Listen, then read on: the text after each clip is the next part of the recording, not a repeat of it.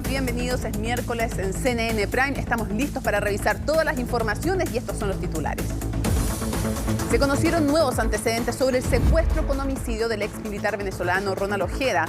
Walter Rodríguez, el presunto líder de la banda que cometió el crimen, ejerció labores para una repartición del régimen de Nicolás Maduro. Respecto a la filtración de los detalles de la investigación, la ministra del Interior aseguró que ese hecho es corrupción pura y dura. A esta hora, Chile Vamos realiza un homenaje al expresidente Sebastián Piñera a un mes de su muerte. El acto se desarrolla en la sede del ex Congreso en Santiago, con la presencia de familiares del exmandatario, los partidos de esta coalición y los colaboradores más cercanos durante sus dos gobiernos. Atención, porque hoy se entregaron los resultados del CIMSE 2023, arrojando que en cuarto básico hubo un alza de 9 puntos en matemática, el mayor incremento en la última década. Asimismo, los estudiantes de ese nivel registraron un incremento de 5 puntos en lectura. Los alumnos de segundo medio también marcaron avances en ambas pruebas. Y en temas internacionales, Joe Biden y Donald Trump fueron los principales ganadores del supermartes, como era esperable, ¿no?, en Estados Unidos, aunque ambos candidatos aún no reúnen la cantidad necesaria de delegados para asegurar formalmente sus nominaciones. Se espera que consigan los respaldos suficientes las próximas semanas. Todo esto y mucho más, porque aquí comienza CNN Prime.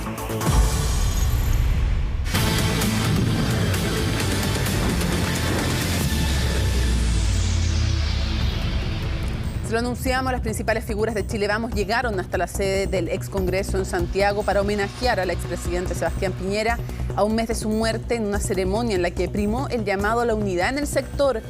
¿Qué dicen? ¿Cuáles han sido las impresiones y el ambiente? Todo eso lo ha reporteado Don Ivo Goit, que nos tiene más detalles. Ivo, buenas noches. ¿Cómo estás, Mónica? Muy buenas noches. Te saludo desde el ex Congreso Nacional acá en la comuna de Santiago. En estos momentos la presidenta de Opoli, Gloria Mesput, está entregando su discurso. Anteriormente lo hizo el presidente de la Unión Demócrata Independiente, Javier Macaya. Posteriormente será Rodrigo Galilea y cerrará la esposa, ex primera dama de nuestro país, Cecilia Morel, en unas palabras que son muy esperadas. Recordemos que ella no pudo hablar el día de la ceremonia al encontrarse muy afectada cuando se realizaron la ceremonia del funeral de Estado acá en el ex Congreso en honor al expresidente de la República de nuestro país, Sebastián Piñera. Te cuento algunos detalles de esta ceremonia, Mónica. Cerca de las 6:30 de la tarde se abrieron las puertas por calle Catedral para que todos los asistentes ingresaran por ahí, a excepción de la familia, obviamente los más cercanos del expresidente Sebastián Piñera, pero sin excepción todos sus exministros, colaboradores, público en general, cercanos, por supuesto, también a la familia, ingresaron, hicieron una fila, cada uno de ellos ingresó, se registró en la entrada. En estos momentos hay cerca de 800 personas de manera presencial acá. Se estima que unos 800 más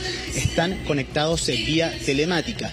Se vivió un momento muy emotivo al inicio de esta ceremonia, donde se realizó un minuto de silencio en honor a la memoria del expresidente Sebastián Piñera, donde se vio muy emocionada a Cecilia Morel y también a sus hijas Cecilia y Magdalena. Está también su hijo Sebastián, el mayor. Su hijo menor, Cristóbal, no está presente acá de manera presencial, está siguiendo esta ceremonia de manera telemática porque está cuidando, estuve averiguando, está cuidando a su hijo que nació hace muy poco tiempo, Mateo, el último nieto del expresidente Sebastián Piñera, que recordemos pudo conocer justo antes de su lamentable fallecimiento a través de una videollamada, porque ya se encontraba en el sector del lago Ranco, y es por eso que Cristóbal, entonces el hijo menor del expresidente Sebastián Piñera, no se encuentra acá en el ex Congreso. Han llegado hasta este lugar múltiples figuras de Chile Vamos, actuales parlamentarios, también ex colaboradores, ex ministros, ex parlamentarios también, personas que trabajaron durante el primer y segundo gobierno del expresidente Sebastián Piñera, acá hasta el ex Congreso, todos ellos honrando por supuesto su memoria y hablando acerca del legado. Acá se mostró un video en el que se hizo un resumen acerca de sus dos mandatos presidenciales, Mónica, el primero con momentos claves, de hecho entonando las canciones de las campañas con las cuales él llega al Palacio de la Moneda de ser presidente de nuestro país en 12 ocasiones, con momentos importantes, discursos importantes del expresidente Piñera en relación a, por ejemplo, lo que pasó con los mineros, la reconstrucción del terremoto, la pandemia, hechos ocurridos también durante el estallido social y palabras de su última cadena nacional, cuando deja la presidencia y le entrega finalmente la banda presidencial al actual presidente de nuestro país, Gabriel Boric. Acá se ha hablado muchísimo acerca de unidad, no se ha querido especular ni hablar acerca del futuro en términos electorales. Recordemos que este año hay votaciones importantes, la gran batalla a nivel municipal, se ha hablado de las alianzas, eso sí, en los discursos de los presidentes de los partidos específicamente, y se ha agradecido la presencia de los representantes de demócratas, de amarillos y también del Partido de la Gente, quienes están acá. Recordemos que el Partido Republicano, a través de su presidente Arturo Esquella, determinaron participar formalmente de esta ceremonia. Eso sí, había posibilidad de que quienes habían sido colaboradores durante ambos gobiernos del presidente Sebastián Piñera y que en el día de hoy pertenecen al Partido Republicano, poder venir, por supuesto, a honrar su memoria. Quiero que pasemos a escuchar algunas de las declaraciones que pudimos obtener junto a Estefanía Bustamante durante la tarde, una vez ya que se abrieron las puertas acá del ex Congreso. Y en primer lugar vamos a hablar de una figura relevante para lo que va a ser el futuro de la coalición, donde están puestas muchas de las esperanzas, donde los números y sus experiencias están avalando por el momento de poder catapultarla como una de las posibles cartas presidenciales, si es que no la carta presidencial de la coalición de Chile Vamos, en específico Evelyn Matei, quien se refirió a esto. No quiso hablar del futuro político, sí lo hizo acerca de la figura del expresidente Sebastián Piñera y lo que significaba poder reunirse en otro tono, después de un mes muy distinto a lo que fue la ceremonia de inicios del mes de febrero en el funeral de Estado. Ella dice: acá estamos con otro ánimo para poder recordarlo de otra forma. Pasamos a escuchar las declaraciones de la alcaldesa de Providencia, Evelyn Matei. Esto nos une mucho, nos hace muy bien. Obviamente todos queremos ver a la familia también, que la familia ha sido increíble. Así que esta va a ser una jornada que yo creo que a todos nos va a hacer muy bien. ¿Cuál va a ser la conclusión de este homenaje político? Nada de conclusiones. Yo hoy día estoy nomás acá por el presidente, por la persona, por la figura. No quisiera entrar en temas políticos porque me parece que hoy día es él. Ahora, obviamente que lo central hoy día es cómo se homenajea al expresidente Sebastián Piñera. Ese es lo central, porque además recordemos, tú ya bien lo decías, que no se pudo hacer en el velatorio este acto porque había mucha gente que quería rendirle honores, y la familia, no es que se le impuso tampoco a la familia, sino que la familia y los partidarios decidieron dejar que hubiera más gente que pudiera pasar por ahí, por donde tú te encuentras, por el ex Congreso Nacional, en vez de realizar ese acto que le iba a quitar como una hora y media a la ciudadanía, ¿no? Pero todos sabemos que para este sector una de las primeras pruebas de fuego respecto de mantener o no la unidad y hasta dónde se lleva la unidad, qué tan amplio es ese arco de unidad, son las elecciones municipales y de gobernadores. Así es, esa es la gran batalla que tiene que dar como bloque la oposición hoy en día. De hecho, en palabras del presidente de la UDI, Mónica, Javier Macaya, le habló acerca de la unidad, de lo importante que era para el expresidente Piñera poder lograr un bloque, una alianza electoral amplia para poder devolver.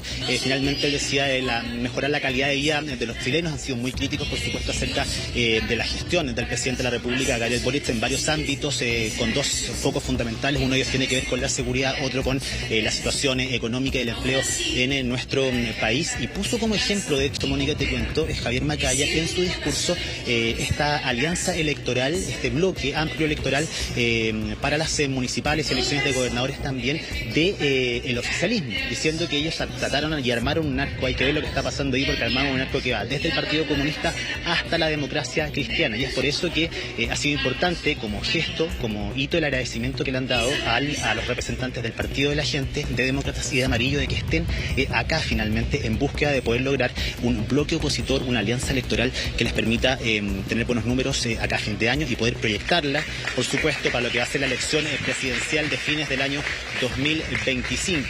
Y también dentro de ese llamado, por supuesto, está la posibilidad, y este llamado que se hace al Partido Republicano. Posiblemente se va a hacer una gestión y una negociación difícil, áspera, amplia. Vamos a ver de qué forma pueden llegar a un acuerdo. Es la idea, si no, poder hacer pactos por omisión en ciertos sectores, pero lo que esperan es poder generar este mismo bloque, una alianza electoral que pretenda poder devolver, ellos dicen, la tranquilidad a los chilenos a través de buenas gestiones en cada una de las comunas de nuestro país, y proyectar esto finalmente a una elección presidencial. Y de eso, y recordando la figura y el legado del expresidente Sebastián Piñera, pudimos conversar con distintos de sus ex ministros, tres muy fundamentales, sobre todo en su última etapa. El ex ministro Gonzalo Blumel, Nacional, que recordemos asumió como Sexpress, posteriormente como ministro del Interior, posterior ha sucedido el estallido social, a Rodrigo Delgado, quien también fue su ministro del Interior en la última parte de su mandato, y de Carla Rubilar, quien también fue vocera de gobierno y ex ministra también de Desarrollo Social. Quiero que pasemos a escuchar las declaraciones, las sensaciones que tienen ellos de estar acá y por supuesto la responsabilidad que tienen como bloque. En momentos y en las últimas horas se ha hablado muchos de ellos de ponerse a disposición de este proyecto, que eso es lo que le hubiese gustado al presidente Sebastián Piñera, y que si evidentemente hay acuerdo deberían estar las cartas más importantes de la oposición dispuestas a poder competir electoralmente en el futuro. Pasemos a escuchar sus declaraciones. Hoy día estamos en presencia de una impronta, de una filosofía, de un trabajo previo que marcó el rumbo el expresidente Piñera, que creo que por supuesto la gente va a esperar que como sector político podamos poner eso a disposición, por ejemplo, en las próximas elecciones municipales. Por lo tanto, es un desafío político, pero también por supuesto un desafío de trazar cuál es la ruta, cuál es la impronta y cuál es el sello que queremos darle de aquí en más a un proyecto político. ¿Usted sería una de las figuras, Rodrigo, que podría estar disponible para administrar esa energía de cara a las municipalidades? Yo cuando me nombran o cuando me proponen algo, cuando la gente me pide que asuma un desafío, uno se siente obviamente honrado, privilegiado, pero la verdad es que no es una decisión que la pueda anunciar en este momento. Se necesita un proyecto político, una coalición amplia que permita proponerle a los chilenos un proyecto que no solo gane elecciones, sino que convenza, que motive, que genere adhesión y además que permita sacar a Chile del estancamiento que hoy día se encuentra. Si tú miras, hoy día la economía está en recesión, la delincuencia está completamente desatada, con un problema gravísimo de crimen organizado, hay problemas en educación, lo hemos visto en Atacama que son muy importantes, hay una crisis importante en el sector salud. Entonces la situación es delicada y la única forma de poder enmendar el rumbo y poder salir de este fango, esta situación de estancamiento en que estamos, es proponerle a los chilenos un proyecto político amplio que tenga un propósito y que permita recuperar el rumbo. El presidente no tuvo nunca duda de decirnos que quería una gran coalición y que quería una coalición desde republicano hasta amarillo demócrata, entendiendo que teníamos diferencias. Él era un corazón liberal que incentivaba las diferencias y no le tenía miedo, como dijo en algún momento la presidenta Bachelet en el funeral. Nos va a costar probablemente, sin duda alguna, las cosas grandes cuestan, pero lo importante es que seamos capaces de incentivar este diálogo, esta conversación para tener una gran unidad de la oposición, entendiendo que tenemos que darle una alternativa de gobierno a la ciudadanía para las próximas elecciones. Y eso solamente se logra con unidad. Ahí escuchábamos, Mónica, a 13 de sus más cercanos colaboradores, sobre todo en la última parte, en su último gobierno del expresidente Sebastián Piñera. Te cuento que parte del discurso de Gloria Hood que se está desarrollando en estos momentos, ella volvió a hacer este punto de esperar ver la unidad de la cual les constaba a todos los líderes de Chile Vamos, que el presidente Piñera esperaba y le había solicitado en las próximas elecciones municipales y también en las próximas elecciones parlamentarias y presidenciales, y que hoy más que nunca tenemos que estar disponibles para retomar el rumbo y poner a disposición los liderazgos de nuestra coalición, algo de lo que se ha hablado en los últimos días, de ciertas peticiones, negociaciones en las cuales participó también el expresidente Sebastián Piñera para poner los mejores liderazgos de la coalición en torno a lo que van a ser los próximos desafíos electorales. Ha sido una jornada bastante emotiva, Mónica, no solamente acá en lo que se va a ir, también en los próximos minutos, con el discurso de posiblemente Cecilia Morel y alguna de sus hijas, algo que va a marcar, por supuesto, lo que es la jornada del día de hoy, sino que también durante la jornada completa. De hecho, una de las hermanas, Magdalena, del expresidente Sebastián Piñera, en carta al Mercurio agradeció al presidente actual, Gabriel Boric, por la forma en que se desarrolló la ceremonia de funeral de Estado, la forma en que recordó la figura del expresidente Piñera, pese a las diferencias. De ella hablaba de un hombre que lo doblaba en edad, que efectivamente había muchas diferencias políticas entre ambos, pero agradeció la forma en que se desarrolló esa ceremonia y también agradeció las palabras del expresidente Eduardo Frei Ruiz-Tagle. Y durante el día han sido múltiples a distintos posteos a través de redes sociales y apariciones de algunos familiares y cercanos al expresidente Piñera, con videos muy emotivos, mientras escuchamos los aplausos porque termina el discurso de Gloria Hood, presidenta de Opoli. Yo te decía, estos gestos a través de redes sociales, incluso un video de la misma Cecilia Morel a través de sus redes sociales en que mostraba imágenes del expresidente en el tono familiar, que es parte del discurso que se puede dar acá también, más allá de lo político, de este legado, también marcar la figura familiar del expresidente Sebastián Piñera, mientras se llamado a su discurso el presidente expresidente de Renovación Nacional, Rodrigo Galilea, quien fue el último de los timoneles de Chile Vamos, que terminó finalmente su discurso, le hizo los últimos ajustes el día de hoy y ahora van a comenzar sus palabras. Luego de este discurso de Rodrigo Galilea vienen los discursos de la familia, lo que va a marcar el punto más emotivo quizás de esta jornada acá en el Excongreso. Tú nos avisas entonces cuando sea el momento de Cecilia Morel, porque se espera obviamente qué señales va a dar. Hoy día hubo una carta una especie de carta columna de Magdalena Piñera, que estaba en el helicóptero en ese accidente, y no hay que ser ciegos para darse cuenta que agradeció al expresidente Humberto Frey y al actual mandatario, al presidente de la República, Gabriel Boric, pero no agradeció las palabras de la expresidenta Michelle Bachelet.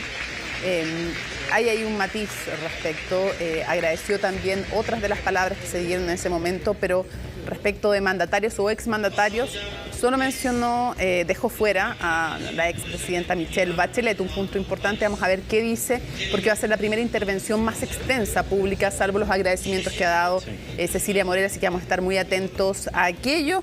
Y mientras seguimos viendo también, y los veíamos detrás tuyo y en las imágenes, algunos como Gloria Hood, sobre todo, que fueron colaboradores del expresidente, con chaqueta roja, que fue algo que era un sello también visual y que se les pidió que asistieran. Sí, varios con poleras rojas y otros con chaquetas rojas, sobre todo los ex colaboradores. Ivo, ¿tú nos avisas entonces? Así es, quedamos en contacto. Mónica, muy buenas noches. Buenas noches. Bueno, y hoy miércoles se dieron a conocer los resultados del CIMSE 2023, una medición que trajo los primeros signos, señalan las autoridades, de recuperación post-pandemia. Hay resultados históricos, por ejemplo, en matemáticas, pero preocupa la brecha que se generó entre mujeres y hombres. Se mantiene esa brecha. Recuperación que todavía no alcanza en matemáticas, en todo caso, a lo que era antes de la pandemia, pero sí es la magnitud del incremento en los puntajes, claro, es el mayor en matemáticas en una década. Pero todo esto lo desmenuza, lo explica, lo analiza María Luisa Carrión. Y hoy día vamos a tener algunas noticias importantes en esa dirección. Fue el primer indicio de que las noticias en educación que se entregarían durante la jornada podían ser positivas. El presidente que me está escribiendo. No, en serio. Uno se preocupa. Es que es el único que tengo con notificaciones. Por eso es que sé que el presidente, porque los demás no me notifican. Es que no era para menos la atención que tenía puesta el mandatario en los resultados CIMSE, los primeros que entregarían una luz sobre los avances post pandemia y que trajeron un alivio al sector educativo. El sistema educacional chileno tiene la capacidad de contener y luego de recuperar prontamente, y está recuperándose de los aprendizajes, están los primeros síntomas de recuperación, de modo que esta recuperación también habla de un sistema educacional que cuenta con docentes y con profesionales que tienen la capacidad de emprender caminos de mejora. Así se habla incluso de los primeros brotes verdes en la educación. El análisis dice, por ejemplo, que hubo un aumento de 9 puntos en matemática en cuarto básico a nivel nacional, la mayor alza de los últimos 10 años. Así se pasó de 250 a 259. En segundo medio creció 5 puntos, llegando a 257. En lectura, ambos niveles educacionales incrementaron 5 puntos su promedio. Los resultados del 2022 mostraron una caída más fuerte en los últimos 10 años. Y los que se acaban de dar a conocer muestran una recuperación parcial de esa sustantiva caída. Esta recuperación parcial es positiva y se debe fundamentalmente al trabajo de las comunidades educativas. Lo importante es no dar por cumplida la tarea de recuperar los aprendizajes. La buena noticia es que efectivamente tuvimos capacidad para recuperarnos en poco tiempo, no hay que perder de vista, en un año se han producido recuperaciones que están en un orden de entre 5 y 9 puntos, algo que muy pocas veces en la historia del CIMSE se veía. Y lo más importante es que esas recuperaciones ocurren para distintos grupos. Es cierto, menos para mujeres que para hombres, eso nos tiene que preocupar, pero no es que las mujeres retrocedan. Y es que a la luz de estos resultados, la pandemia afectó más a las niñas que a los niños. En matemática en cuarto básico, los hombres tuvieron un alza de 10 puntos y las mujeres de 8. Y la brecha en esta asignatura aumenta en segundo medio, donde ellas tienen un puntaje promedio de 251 y ellos de 262. Es importante hacer notar que esta brecha es algo novedoso en nuestro sistema, al menos en cuarto básico. En cuarto básico llevamos muchos años en que no veíamos diferencia de resultados entre niños y niñas en matemática. Entonces, esto llama la atención en esta semana que culmina con el Día Internacional de la Mujer. Resultados que esta vez se entregaron en marzo, al inicio del año escolar, para que las comunidades pudieran gestionar de mejor forma sus puntajes, y es que tradicionalmente se daban a conocer en junio. En junio ya están a 2 o 3 semanas de salir de vacaciones de invierno y ya perdieron el primer semestre. Entonces, con esa información, recién el segundo semestre pueden empezar a hacer estrategias educativas enfocadas y pierden la mitad del año, sobre todo el año pasado, que fue un contexto pandemia, que todos sabíamos que el resultado iba a estar malo por razones obvias. Entonces, esa urgencia es demasiado importante y creo que haberlo logrado es un hito porque se demuestra que se puede. Otro punto valorado es que los servicios locales de educación subieron en todos los niveles y asignaturas sus promedios, algunos incluso en más de 10 puntos, resultado que sin embargo no incluyó a Atacama, cuyos alumnos no pudieron ser medidos debido a las extensas paralizaciones. En aquellos lugares donde no se generó la rendición de la prueba, se aplicará el diagnóstico integral de aprendizaje, que es una herramienta diagnóstica que nos va a permitir trazar las brechas y a partir de eso establecer las planificaciones para que durante el 2024 se trabaje en reducir dicha brecha. Es decir, en las próximas semanas, los cerca de 30.000 estudiantes de la zona deberán realizar este diagnóstico de manera online, para así poder tener sus resultados y ver cuánto ha afectado no solo la movilización, también la pandemia. Sin acuerdo cercano y con bastante tensión, así comenzó el debate de la reforma previsional en la Comisión de Trabajo del Senado, donde el destino de este 6% de cotización adicional que se propone sigue siendo el punto central. Natalia Muñoz nos cuenta. Un gusto volver a retomar nuestro trabajo en esta comisión. Al menos en el saludo, algo de optimismo mostró el gobierno al debutar en la Comisión de Trabajo del Senado la reforma de pensiones. Respecto al paso anterior, donde la Cámara aprobó la idea de legislar y nada más, el ministro de Hacienda sacó risas por su metáfora. Se aprobó algo que no es un cascarón vacío, sino que es como un queso suizo, en el sentido de que tiene muchos vacíos. ¿Ah? Ambiente distendido que duró muy poco en la comisión, ya que las diferencias son evidentes. En forma reiterada hemos fijado nuestra posición de que hay algunas líneas rojas que nosotros no vamos a traspasar. Y cualquier eventual acuerdo con el gobierno va a pasar también con una conversación. De discusiones de 3-3, 4-2, 3-2-1, en fin, creo que hay que volver a dar 2 pasos para atrás y pensar simplemente en cuál es el mejor sistema sustentable, que sea justo, que no sea regresivo y que no provoque distorsiones en el tiempo. Parte de la oposición sigue firme en el 6% a cuenta individual, mientras que el gobierno insiste en que la distribución sean 3 puntos para capitalización individual y 3 para reparto. Esta evaluación positiva dice relación con la apertura al diálogo que hemos mostrado tanto oficialismo como oposición para aumentar el diálogo político, técnico y poder llegar a un acuerdo que destrabe este tema que ha estado pendiente por más de una década en el país. Eso sí, la ministra se abrió a posibilidades, más aún sabiendo que la fórmula de 3 y 3 pierde cada vez más apoyo, incluso en el oficialismo. Nuestra proposición como parte del bloque que sustenta al gobierno del presidente Boric y que estamos en minoría en la comisión y minoría también en la sala, es que tenemos que construir a través del diálogo democrático, pero mostrando nuestro interés por escuchar lo que demanda la sociedad, es a construir un gran acuerdo. Creo que hay que aplicar mucha creatividad en la fórmula nueva porque ni va a ser el 6% puro a lo individual, porque no podríamos mejorarle a los actuales pensionados el monto, ni tampoco va a ser la fórmula que ya la Cámara desechó.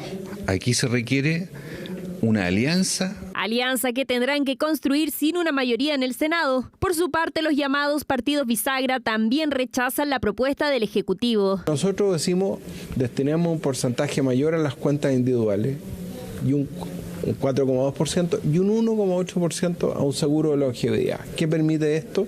Financiar las pensiones desde los 85 años. 4 y 2, 3 y 3 o 6 y 0 son números que se analizarán en la comisión, además de lo ya aprobado en la Cámara: autopréstamo de hasta 1.100.000 pesos, la creación de un seguro social y el aumento de la pensión garantizada universal a 250.000 pesos y su financiamiento, este último sujeto a la esperada reforma tributaria. Es un planteamiento que se hizo en la mesa que se comprometió para discutir alternativas para el proyecto de reforma de impuesto a la renta, y una vez que haya concluido la revisión de todos los temas, recién entonces el Ejecutivo va a tener una propuesta que va a ser la que va a presentar para la discusión legislativa. A su vez, los tiempos del debate generan inquietud, ya que el próximo presidente de la Comisión de Trabajo del Senado, Iván Moreira, proyecta que la instancia se demoraría 4 meses en discusión. Yo creo que lo peor que nos puede pasar es que nos cerremos a fórmulas predeterminadas. Yo creo que ya no podemos darnos el lujo de esperar un año, venir a innovar o presentar fórmulas de diversos numerales. Parlamentarios pidieron que se genere una mesa técnica transversal y aseguraron que no recibirán reuniones por lobby fuera de la comisión. Un debate que recién inicia y con muchas discrepancias.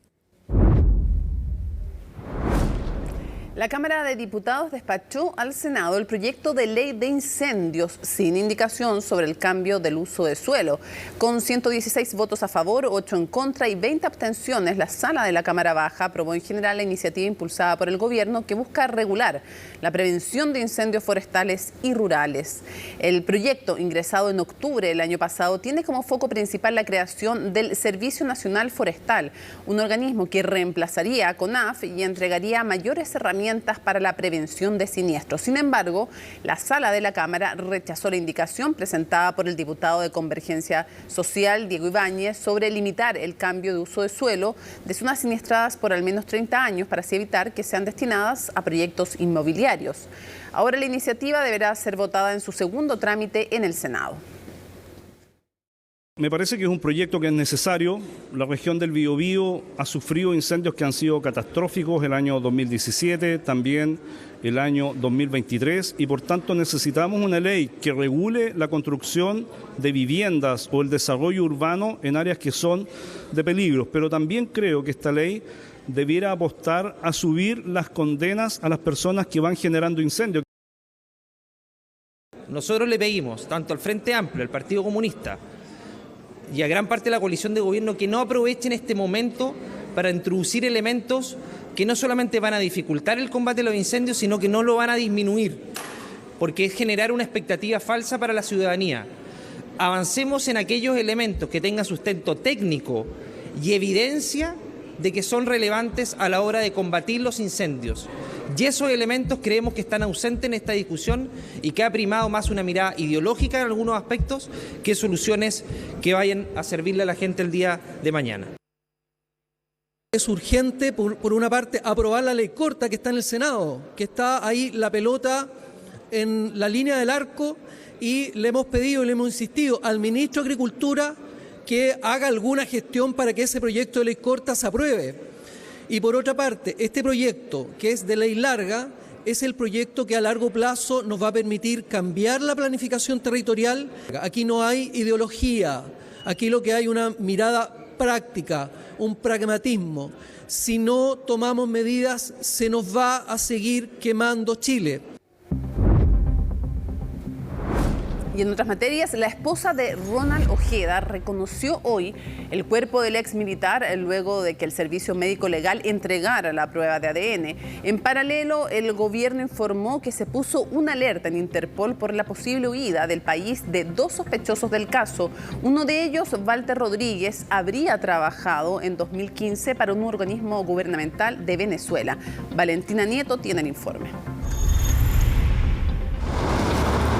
Más de 5 días han pasado desde que el cuerpo de Ronald Ojeda fue encontrado en un campamento en Maipú. Sin embargo, para su familia la duda de que se tratara efectivamente de él aún permanecía, algo que finalmente se terminó por zanjar este miércoles. La señora del señor Ojeda concurrió al Servicio Médico Legal a reconocer sus restos y a recibir los informes genéticos que confirman la identidad del fallecido. Desde este minuto, además de otras diligencias en la causa, su familia debe abocarse a sus trámites funerarios. Dependerá de la Fiscalía cuando se entregue el cuerpo del exmilitar a su familia. Crimen en el que hasta ahora se mantiene un único detenido de 17 años. Interrumpimos esta nota para escuchar el discurso de la ex primera dama Cecilia Morel.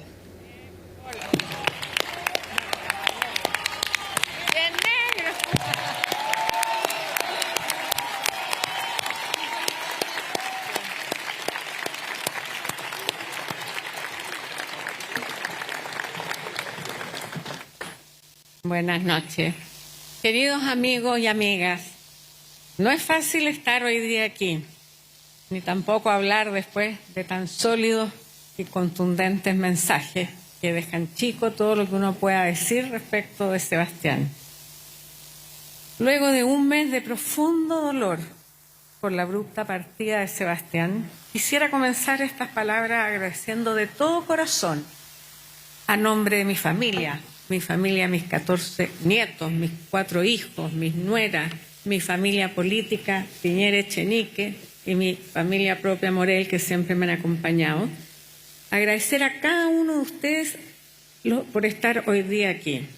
Queremos también agradecer a quienes a través de masivas muestras de cariño, flores, regalos, santitos, cuánta cosa uno se pueda imaginar y no haberse imaginado, siguen llegando hasta el día de hoy y nos acompañan. Aún nos emociona fuertemente el homenaje a los mineros, las enormes filas de las personas que vinieron a despedirlo sin importar las largas horas de calor bajo el sol extremo de esos días. Gracias a todos los que vinieron desde los lugares más apartados, de personas de Dichato, como nombró Javier ahí, ¡bravo!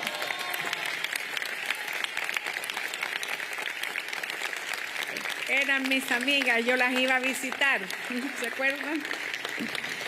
Bueno, de Dichato, de Punta Arenas, de la isla de Pascua, incluso del extranjero. Gracias a todos los que llenaron las calles de la bandera, a quienes llegaron con sus fotos, ya a los que lloraron y nos abrazaron. Pero también quiero agradecer muy especialmente a todos los que trabajaron con él. Por supuesto, todos los de la oficina, todos los que han trabajado, ya viene el agradecimiento para los políticos, pero también muy especialmente a sus escoltas y a quienes nos acompañan día a día en nuestra casa. Son ellas las personas que más nos han abrazado y llorado junto a nosotros.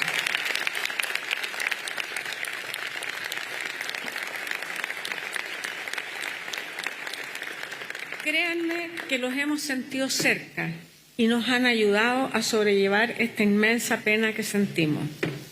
Comprendemos también que esta tristeza es compartida, porque entendemos que en sus ideas y proyectos, junto a nosotros, su familia, siempre estuvieron presentes ustedes y cada uno de los chilenos y chilenas.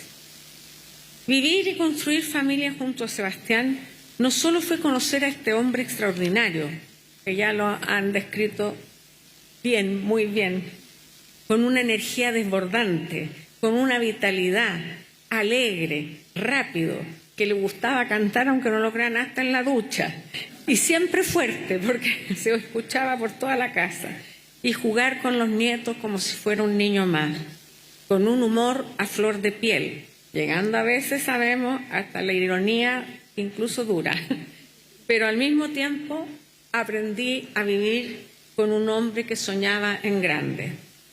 Ese amor por Chile, como ya lo han dicho, fue el motor que lo impulsó a dedicar hasta el último día de su vida al servicio público.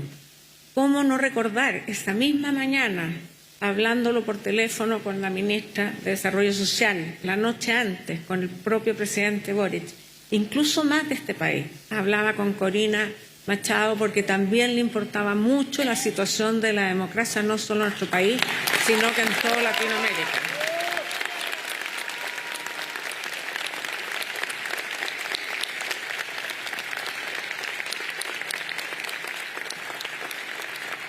Ese amor por Chile fue el motor que lo impulsó a dedicar hasta el último día de su vida al servicio público. Durante décadas vimos, y también muchos de ustedes fueron testigos, su inagotable capacidad de trabajo que ya han mencionado. Sus días comenzaban muy temprano en las mañanas y terminaban muy tarde en las noches hasta las 1001. Lo estoy viendo, se van a reír, pero en pijama, en un mini escritorio de nuestro dormitorio, porque tenía escritorio aparte, pero no, tenía que trabajar ahí, ¿ya? Y porque dice que le gustaba sentirse acompañado, a pesar de que terminaban y daban las horas y a regañadientes a veces con el típico apaga la luz. ¿Ya? Siempre voy a tener esos recuerdos de él. Trabajó con la gran misión de mejorar la calidad de vida de sus compatriotas y construir un país más justo, próspero, con más derechos y oportunidades para todos y siempre. Pero siempre, siempre, para él había un concepto fundamental que no solo él lo encarnaba en su vida, siempre respetó la libertad esencial de todas las personas. Gloria se refirió a ella en distintos aspectos.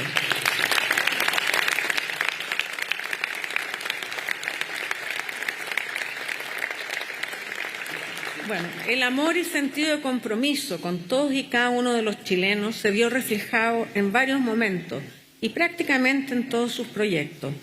Vivió dispuesto a luchar y entregar lo que dictaba el deber, el sentido del deber, como lo han dicho, del rigor, del trabajo bien hecho, de la disciplina. Yo le admiraba ese tesón cuando se proponía algo, lo seguía hasta que lo cumplía y lo alcanzaba, hasta el último tiempo, y fue fiel a su noble visión de Chile. Asimismo, Sebastián fue un hombre de fe. No solo había leído la Biblia, que fuera de sus conceptos indudablemente los más importantes, él también le gustaba mucho la parte histórica. Todos saben que la historia era una de sus pasiones. No hubo encíclica que no leyera. ¿Y cómo no recordar sus largas conversaciones con el tío Bernardino Piñera?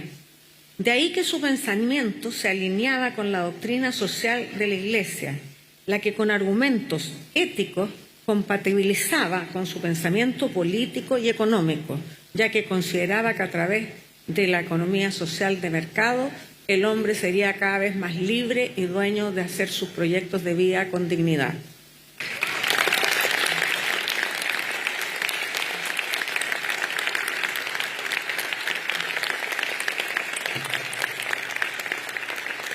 Siempre pensó que el deber del Estado es equilibrar dos conceptos esenciales, libertad y justicia, y que también el mejor sistema de gobierno, aunque sabíamos, él decía, no es perfecto, pero es lo mejor que conocemos, era la democracia y el respeto por los derechos humanos, valores con los cuales siempre fue coherente y muy valiente en su defensa.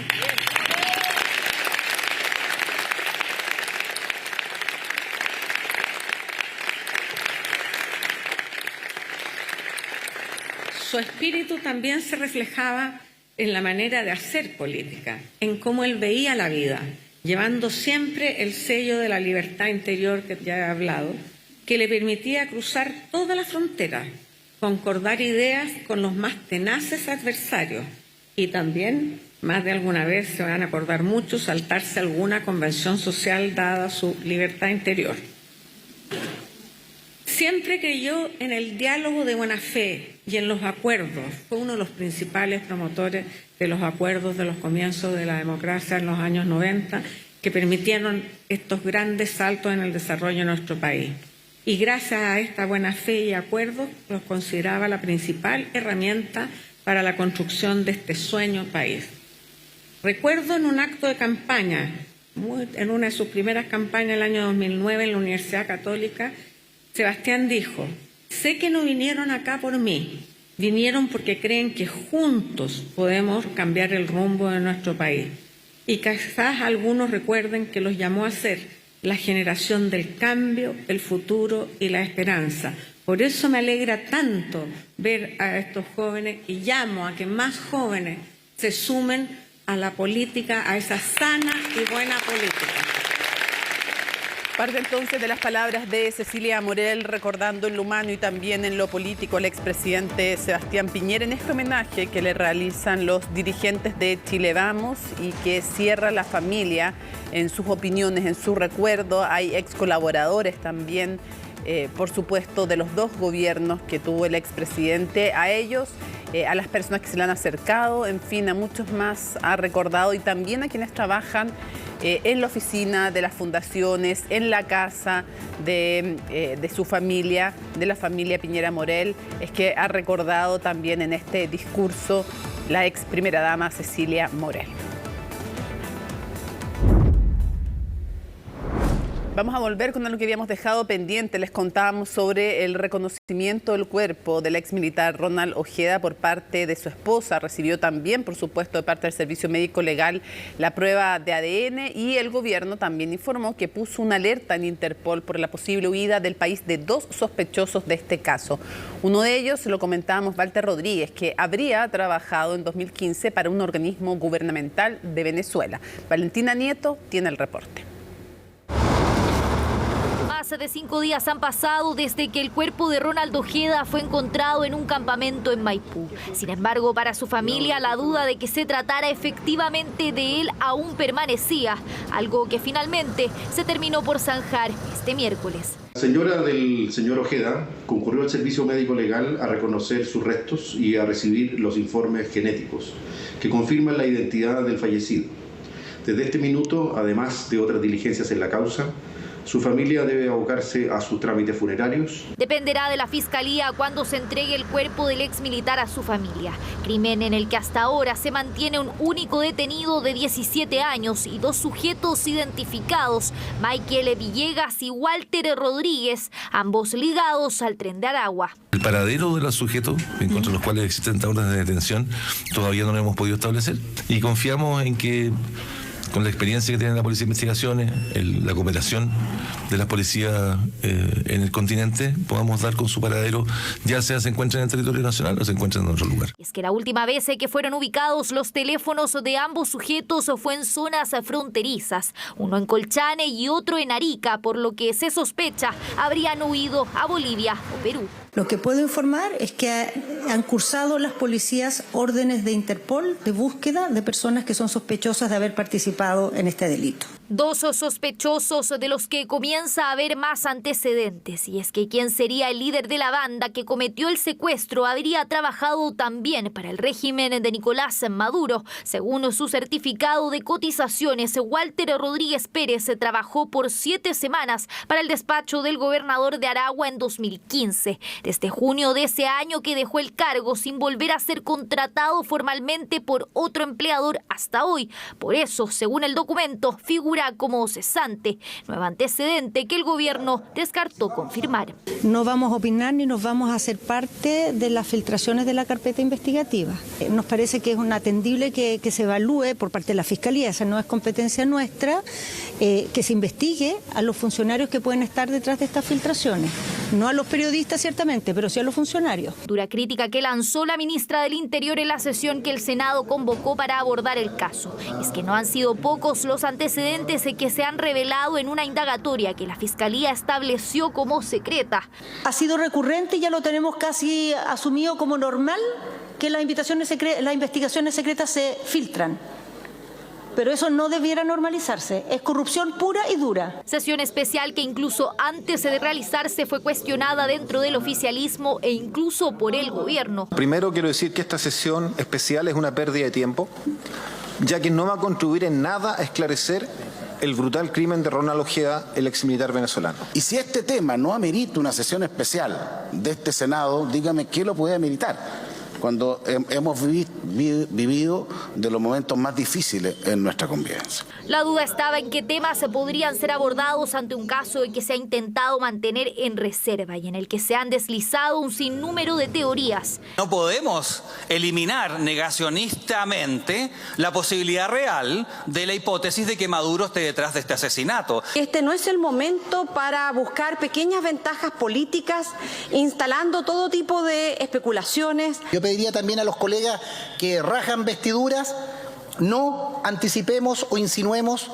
teorías. Secuestro y homicidio de Ronald Ojeda que ha conmocionado al país, más aún debido al carácter de refugiado que mantenía el exteniente en Chile, luego que ingresara por Chacayuta en 2018. Mi querido país dejó de ser el asilo contra la opresión y veo con tristeza cómo nos alejamos irremediablemente de la copia feliz del Edén que tanto deseamos los chilenos. El presidente Boric le dio el asilo contra la opresión, del que nos sentimos orgullosos como chilenos, pero nunca encontró refugio verdadero. La muerte del exmilitar de 32 años ha causado temor en otros refugiados. Actualmente son 68 venezolanos los que mantienen esa condición en el país.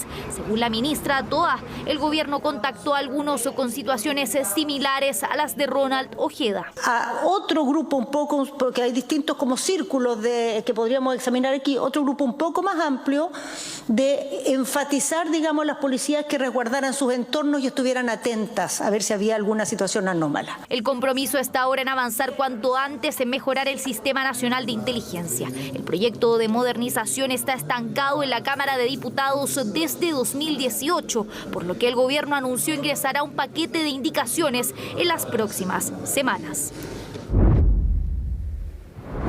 Doña, la arista política de este tema, hoy se realizó una sesión especial del Senado, como veíamos, con el objetivo de analizar la crisis generada por este secuestro y muerte del exmilitar venezolano Ronald Ojeda. Vamos a tomar contacto con Francisca Cárdenas, que ha sido testigo justamente de esta jornada. ¿Cómo estás? Buenas noches.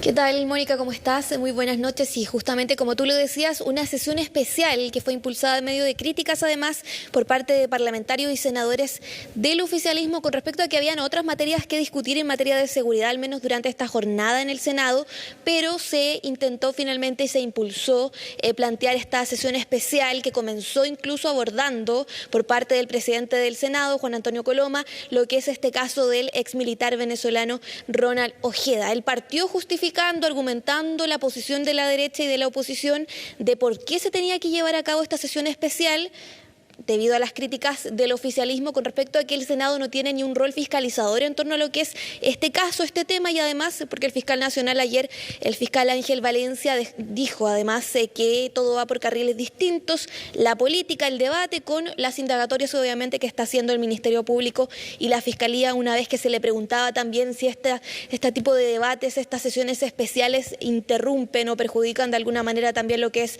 las indagatorias que está llevando a cabo el Ministerio Público en torno a este caso. Es así como se dio finalmente esta jornada, esta sesión especial. Comenzó a eso de un poco más allá del mediodía y obviamente con estos argumentos por parte del presidente del Senado. Después hubo varios emplazamientos, declaraciones cruzadas de parlamentarios, sobre todo harta molestia por parte, por ejemplo, del Partido Comunista, que estuvieron ahí argumentando el por qué consideraban innecesaria esta sesión especial, pero se argumentó al menos por parte de la derecha que además de este caso de Ronald Ojeda se iba a abordar todas las temáticas en torno a lo que es la agenda de seguridad. Escuchemos entonces parte de las declaraciones de la ministra del Interior durante esta jornada en medio de la sesión especial y también con respecto a las informaciones que se han ido conociendo de este caso. Lo que puedo informar es que han cursado las policías órdenes de Interpol de búsqueda de personas que son sospechosas de haber participado en este delito. Casos que tienen prohibición de informar quiere decir que hay una legislación que avala el que no podemos filtrar información. Cada vez que llega una información impropia a los medios de comunicación es porque alguien que tuvo acceso a la carpeta incumplió su deber, violó la ley e hizo la filtración. O sea, lo que hay detrás de una filtración de una investigación así es grave y es un delito y lo vamos a perseguir. En cuanto a ese punto de las filtraciones, las informaciones que se han ido conociendo a través, dice la ministra, de distintos funcionarios, al menos que manejan las carpetas informativas, Mónica, fueron bastante críticos, al menos la ministra del Interior, también el subsecretario del Interior, Manuel Monsalve, quienes asistieron a esta sesión especial luego de ser invitados por parte de los senadores de la oposición. También estaba invitado el ministro de Justicia, Luis Cordero, pero se excusó finalmente y hablaban sobre todo de este punto, de la información, de lo que se ha ido conociendo, de lo que que se puede revelar y lo que no, lo que es secreto, debido a que esta causa es secreta, reservada, y se hizo harto hincapié en este punto, en el tema de tener cuidado, ser cautelosos con las informaciones. Decía la ministra, más allá de la prensa, de los periodistas, decía, los funcionarios que manejan las carpetas informativas en torno a este caso. También se abordaron otras temáticas de la agenda de seguridad en esta sesión especial, el tema del narcotráfico, el crimen organizado, y más allá de este caso, decía, por ejemplo, el parlamentario, el senador Rojo Edwards, decía que más allá de este caso, obviamente retomar todo lo que es la agenda de seguridad y también cómo abordar este tipo de casos que, según él, han conmocionado también a nuestro país con respecto a lo que sucedió con el ex militar. Escuchemos también parte de lo que dijo el presidente del Senado justamente cuando estaba argumentando el por qué se tenía que abordar este punto, al menos en lo que es el Senado, en la sala del Senado, y además porque ahí tocó un tema que para él es relevante, que decía que se tiene que abordar de una forma de Estado, más allá de que el Senado no tenga un rol fiscalizador en este tema. Escuchemos lo que dijo. El país ha sido testigo las últimas 2 semanas de uno de los hechos de violencia y con significación internacional más espeluznante de las últimas décadas. Aquí no se pretende hacer investigación, para no hacer ninguna lógica. Para eso están los organismos y hemos seguido la lógica precisa de lo que la Policía de Investigación y el Ministerio Público tienen como obligación. ¿Hay inteligencia hoy día en Chile? Yo recuerdo, y en esto comparto la visión de algunas autoridades de gobierno que en su momento ya han planteado, no ahora, hace rato, de que nosotros tenemos una crisis en materia de inteligencia. El secuestro, asesinato de una persona que ha sido otorgada un refugio político en nuestro país y respecto de persecución en otra nación, y donde aparezcan vinculados personas también de esa nación, no pueden pasar desapercibidas.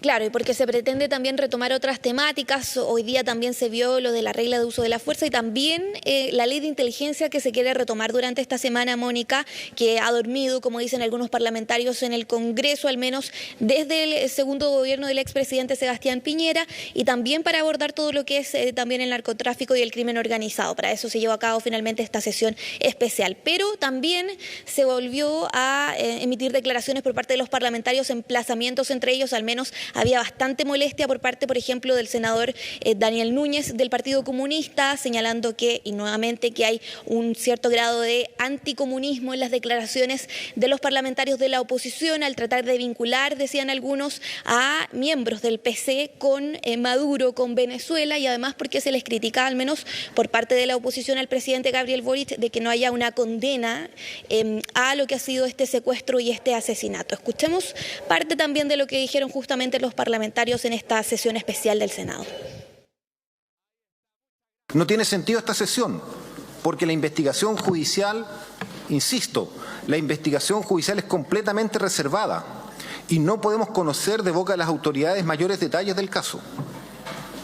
Esta sesión además distrae las importantes labores que debe cumplir la ministra del Interior, Carolina Tobá, y además es una aberración que la sala del Senado se convierta en un espacio para escuchar todo tipo de tesis delirantes sobre el crimen del ex militar venezolano.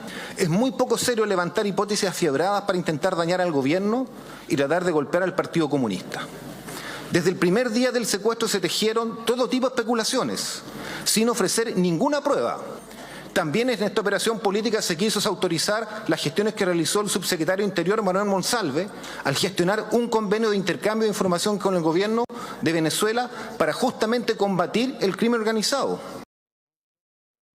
Conversar siempre es positivo, siempre permite tener más información, preguntarle a quienes tienen responsabilidades públicas en el país respecto a orden y seguridad también es positivo, pero en el sentido práctico del resultado de las cosas, esta sesión especial no tiene ninguna trascendencia. Yo creo que no tiene ninguna relevancia respecto a lo que es este caso, pero sí puede ser importante para que nos sentemos a conversar de lo que Chile tiene que hacer de aquí para adelante en materia de seguridad, porque hemos estado balbuceando algunas medidas, hemos avanzado en algunos proyectos de ley que son importantes, pero aquí tiene que haber una decisión de Estado que sea mucho más integral e integrada. No puede ser proyecto a proyecto, acción por acción, cosita por cosita. Buena.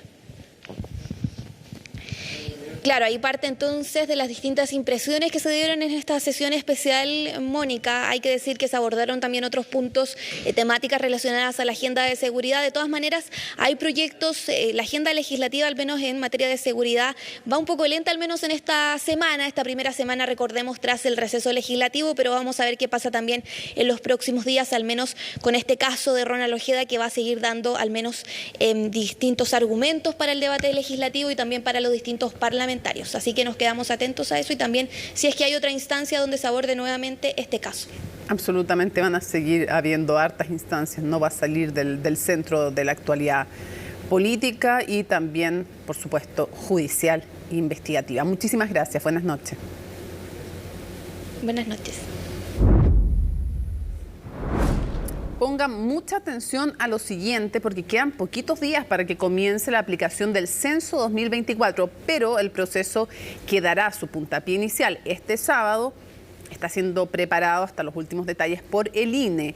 Ojo que la realización de esta encuesta además es la más importante respecto de la población del país y esta vez además el cuestionario va a tener 50 preguntas, los censistas van a tener además un código QR para su identificación, se va a poder llamar a un teléfono también para verificar, porque aparte del código QR tienen que estar con su carnet dato a la vista para que ustedes puedan chequear, si así lo desean, su identidad. Bueno, de todo esto, ¿cómo va a ser el sistema? Porque no va a ser en un solo día, nos cuenta Daniela González.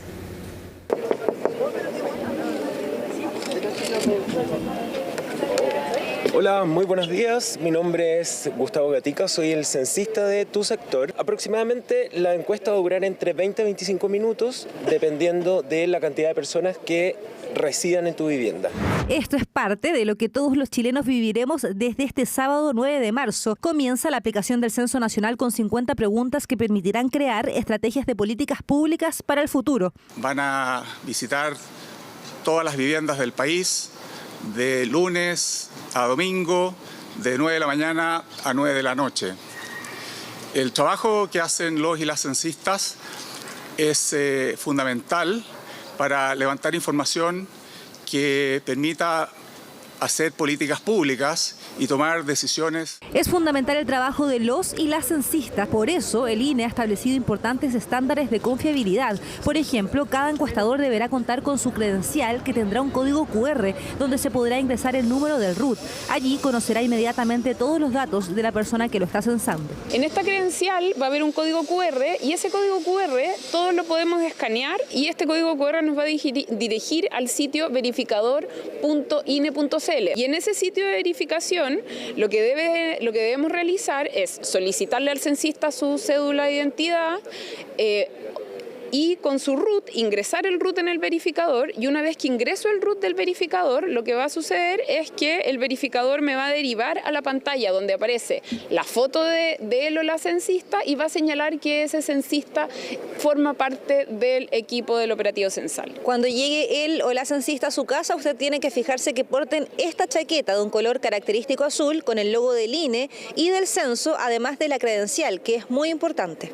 Y si tiene dudas respecto a lo que deberá responder, le contamos que las preguntas apuntarán a los datos de la vivienda y sus residentes, los servicios básicos, el estado civil, la pertenencia a un pueblo originario, el género con el que se identifica y la religión o credo, entre otros. Es de suma importancia, obviamente, porque los censos nos permiten entender más bien cuál ha sido como el crecimiento demográfico que hemos tenido, ¿ya? Durante la última década en Chile hemos experimentado un proceso de migración masiva, un proceso también de movimientos internos de la población dentro de las regiones de Chile, que difícilmente han sido capturados por los procesos anteriores. Una radiografía poblacional relevante para el país, que este año tendrá cambios. Los censistas no intentarán entrar a la casa. Además, la recopilación de datos se hará en un dispositivo 100% electrónico. Se catastrarán campamentos irregulares y también la cantidad de extranjeros que viven en Chile, independiente de su situación migratoria. Jamás se le pedirán documentos.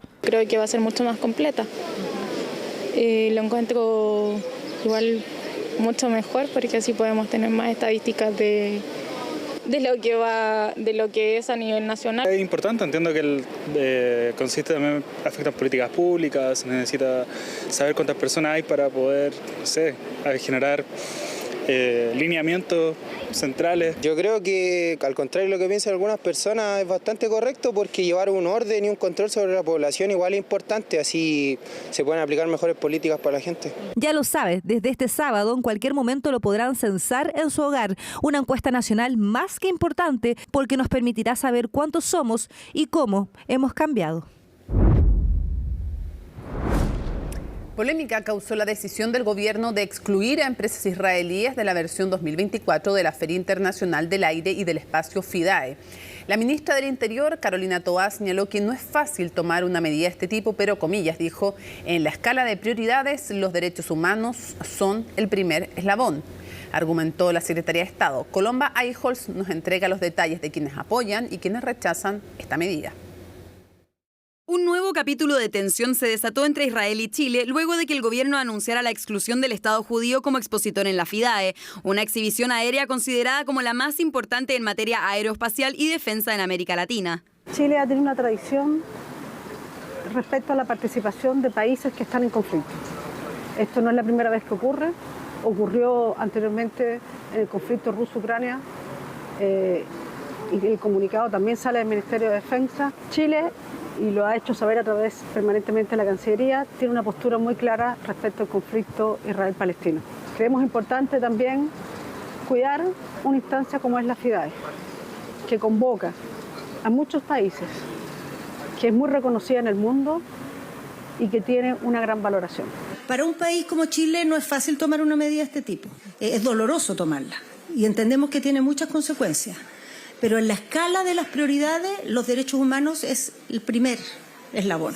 Prioridad que el Ejecutivo ha mantenido y reiterado a partir de los bombardeos realizados por Israel contra enclaves palestinos en la Franja de Gaza y Cisjordania, que han cobrado la vida de 30.000 gazatíes en respuesta a la ofensiva del Movimiento de Resistencia Islámica el pasado 7 de octubre, que terminó con la vida de 1.200 personas. No nos sorprende.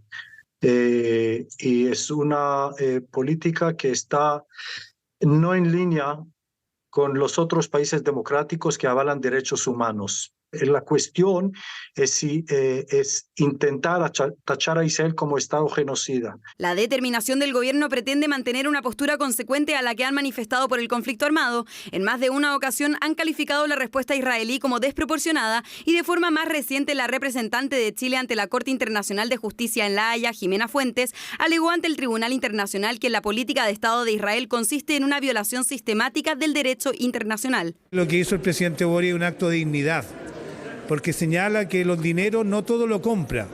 Y nos parece macabro e inaceptable que Israel exhibiera en la FIDAE los aviones y las bombas que hoy día lanza indiscriminadamente en Gaza. Y esperamos también que se tomen medidas mucho más drásticas, como romper relaciones diplomáticas, como lo han hecho otros países, con un Estado genocida como es el Estado de Israel y su gobierno sionista. Gobierno que aún continúa enfrentado con Hamás, pero que actualmente no es el único que mantiene un conflicto armado. La lucha de Ucrania por mantener la línea ante el avance ruso data de febrero de 2022, cuando el país liderado por Vladimir Putin invadió el territorio ucraniano, acción por la cual el entonces presidente Sebastián Piñera decidió excluir a Rusia de la FIDAE. En el caso de la FIDAE, lo que ocurre es muy distinto a lo que pasó el año 22. Nosotros dejamos afuera a Rusia producto de la invasión a Ucrania, pero con Rusia es un país con el que tenemos muy poca relación desde el punto de vista de la defensa. A diferencia de Israel, que tenemos una relación muy estrecha. La relación estratégica entre Israel y Chile abarca aspectos de interés nacional relevantes, como agregados militares en ambos territorios y la proporción de armamento por parte del país que se mantiene en conflicto. Esto es una continuación de la pobre y condenable manejo de la diplomacia y las relaciones exteriores que ha hecho este gobierno. Israel, entre muchas otras cosas con las que nos colabora a Chile, tiene una de las industrias de defensa más avanzadas del mundo, y es por lo mismo que nuestras Fuerzas Armadas le compran a empresas israelíes habitualmente muchos de sus sistemas de defensa. Nosotros lamentamos profundamente que el presidente Boric, por una decisión política, por su animadversión con el pueblo de Israel, hoy día esté impidiendo que el país tenga una oportunidad de poder seguir adelante con el plan estratégico que tiene de defensa. La Feria Internacional del Aire y del Espacio FIDAE se realiza cada 2 años y en esta oportunidad contará con 420 expositores que mostrarán 105 aeronaves y armamentos entre el 9 y el 14 de abril. Vamos a ir a otras materias. Las indicaciones sobre las reglas del uso de la fuerza en relación a diversidades sexuales y migrantes desataron la polémica y hoy la ministra del Interior decidió intervenir en este tema. Sus palabras llegaron después de críticas de la oposición y de parte del oficialismo, justamente por lo que tenía que ver con diversidades sexuales, migrantes, indígenas, entre otros. Desde el gobierno aseguraron que son puntos que ya estaban contemplados en el proyecto y llamaron a no desinformar. ¿De qué se trata todo esto? Macarena Román tiene el informe. Interrumpió su participación en la sesión especial del Senado por el asesinato del exteniente Ojeda. Hemos salido un minuto para aclarar un tema que ha estado causando mucha confusión en las últimas horas, que fue publicado y lamentablemente no fue consultado en nuestro ministerio. La titular de Interior tuvo que hacer frente a las críticas de las indicaciones realizadas al proyecto sobre reglas del uso de la fuerza, que el gobierno ingresó con modificaciones que no gustaron a todos. Cuando la ministra del Interior se demora 7 meses en redactar las indicaciones a las reglas de uso de la fuerza, llega acá y nos dice que nuestras fuerzas de orden y seguridad para aplicar la fuerza van a tener que seguir una lista diferenciada. En general, hoy día, las policías en el mundo tienen un tratamiento especial y protocolos especiales para las personas de especial protección. La oposición cuestiona específicamente la indicación que pide considerar diferencias en actos con presencia de niños, mujeres, diversidades sexuales, migrantes, entre otros. Algo que ya estaba contemplado con algunos matices en la propuesta original del gobierno. ¿Cómo se hace eso? A través de un uso diferenciado en cierta parte de las reglas de uso de la fuerza, donde es relevante esa característica especial. ¿Y cuál es esa parte? El segundo nivel de uso de la fuerza, que es el uso disuasivo de la comunicación. Un uso que también tiene etapas porque el gobierno hace hincapié en que un error comunicacional puede provocar un escalamiento del conflicto, aunque hay quienes estiman que ese conflicto puede ser posterior. Cuando se invoque haber utilizado las reglas de uso de la fuerza en una determinada acción, bueno, va a venir el Instituto de Derechos Humanos y va a decir, no, lo que pasa es que a esa persona le aplicaron una fuerza completamente inadecuada porque esa persona adhiere a una ideología determinada. Son esas diferencias las que también fueron expuestas en las comisiones de Seguridad y Constitución, donde la oposición ya adelantó de que si se sigue con las modificaciones no estarían sus votos.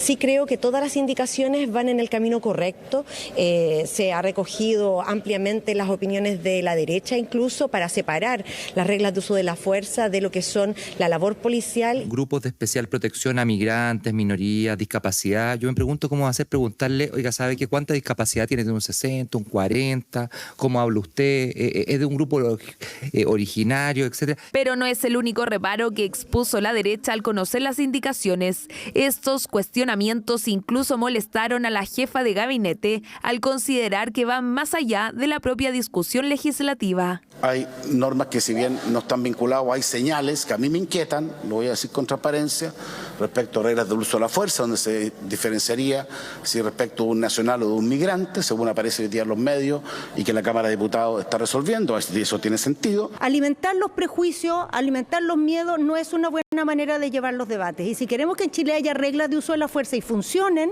sería bueno que hagamos esos debates bien apegados al sentido que tienen las normas. Normas y debates en el marco de las nuevas indicaciones del gobierno, las que según la ministra Carolina Toá ya estaban contenidas en el proyecto que se presentó en agosto del año pasado, pero que en esa oportunidad nadie hizo algún reparo y que ahora adelanta una discusión en particular más dura quizás de lo que el Ejecutivo esperaba.